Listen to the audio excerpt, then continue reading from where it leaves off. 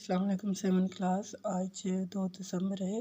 زکوٰۃ کا چیپٹر ہم نے 30 دسمبر کو پڑھا تھا اور اس کے پہلے 3 سوال آپ کو 30 دسمبر کو دیے تھے اور باقی 2 سوال میں نے آپ کو 1 دسمبر کو دیے تھے۔ 30 نومبر کو ہم نے یہ پڑھا تھا اور کل 1 دسمبر تھی، آج 2 دسمبر ہے، بدھ کا دن ہے۔ آج ہم کرتے ہیں کہ اس کی بلینکس جو رہ گئی تھیں وہ کرتے ہیں۔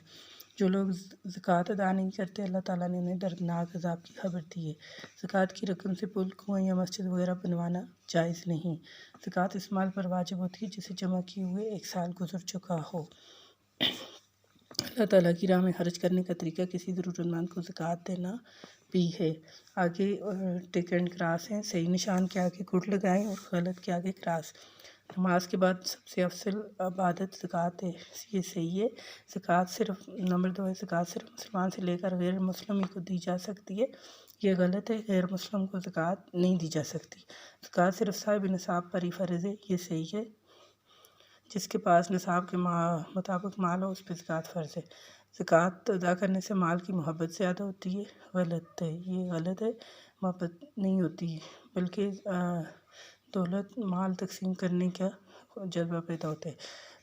نمبر 5 ہے، زکوٰۃ بخل، لالچ اور خود غرضی سے بچاتی ہے، یہ ٹھیک ہے۔ ٹھیک ہے پیارے بچوں، یہ ہمارا زکوٰۃ والا چیپٹر کمپلیٹ ہو گیا ہے۔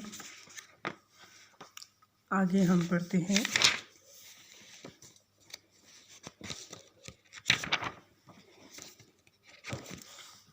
اپنی اسلامیات کی بک کا صفحہ نمبر نکالیں۔ علامہ ابن خلدون، صفحہ نمبر 85 نکالیں، ٹھیک ہے۔ 85 پہ علامہ ابن خلدون ہم پڑھتے ہیں۔ ابن خلدون دنیا میں نہ صرف ممتاز مورخ تھے، سیاسی مفکر اور ممتاز عالم کی حیثیت سے جانتے ہیں۔ علامہ ابن خلدون جنہیں دنیا نہ صرف ممتاز مورخ، سیاسی مفکر اور ممتاز عالم کی حیثیت سے جانتی ہے بلکہ انہیں فلسفہ تاریخ کا بابا آدم اور علم عمرانیات کا بانی بھی کہا جاتا ہے۔ وہ 1 رمضان 732 ہجری 1322 عیسوی کو تیونس میں پیدا ہوئے۔ ان کا اصل نام عبد الرحمن اور والد کا نام محمد تھا۔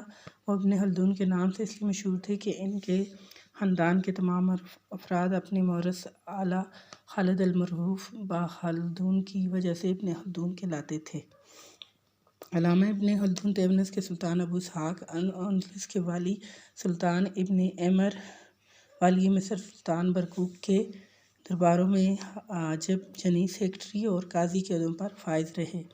علامہ ابن خلدون نہ صرف مختلف نظام سیاست بلکہ نظام حکومت سے بھی اچھی طرح واقف تھے۔ یہی وجہ ہے کہ انہوں نے جتنی بھی تصانیف چھوڑی ہیں ان میں علم عمرانیات، سیاست اور تاریخ وغیرہ کے علاوہ سلطنتوں کے عروج و زوال کے اسباب بھی ملتے ہیں۔ حالات زندگی: علامہ ابن خلدون نے ابتدائی تعلیم اپنے والد سے حاصل کی، پھر قرآن مجید حفظ کیا، حدیث و فقہ کے علاوہ عربی زبان و ادب میں مہارت حاصل کی۔ 17 برس کے تھے کہ علامہ کے والدین طاعون کی وبا کا شکار ہو کر وفات پا گئے۔ علامہ نے مزید 3 برس تک تعلیم کا سلسلہ جاری رکھا۔ فارغ التحصیل ہونے کے بعد ابن خلدون نے تیونس کے سلطان ابو اسحاق دوم کے دربار میں ملازمت اختیار کر لی۔ آگے بڑھنے کی جستجو انہیں مراکش لے گئی، جہاں وہ حکومت کے سیکریٹری کے عہدے پر فائز رہے، مگر وہاں سازش کے الزام میں انہیں 3 سال جیل کی ہوا کھانی پڑی۔ جیل سے رہا ہو کر وہ مراکش اور پھر اندلس پہنچ گئے۔ بعد ازاں وہ غرناطہ کے بادشاہ معتمد اعلیٰ بن گئے۔ اس حیثیت میں انہوں نے اسپین کا سفارتی سفر بھی کیا۔ اسپین میں 2 سال قیام رہا، پھر وہ افریقہ چلے آئے، جہاں وہ بجائیہ میں رئیس الوزراء کے عہدے پر فائز ہوئے، مگر سیاسی جوڑ توڑ کی عادت کے باعث دوبارہ اسپین آ گئے۔ یہاں ان کی خاص پذیرائی نہیں ہوئی اور انہیں ایک بار پھر افریقہ واپس جانا پڑا۔ یہاں بنو عریف کے علاقے میں واقع قلعہ ابن سلامہ نامی محل میں 4 سال قیام کے دوران انہوں نے شرح آفاق مقدمہ لکھا۔ اپنی تصنیف کے سلسلے میں تحقیقی مواد کی تلاش انہیں ایک بار پھر ان کے وطن تیونس لے گئی۔ آج ہم یہاں تک پڑھیں گے، باقی کل پڑھ کے انشاءاللہ اس کی ایکسرسائز کریں گے، ٹھیک ہے۔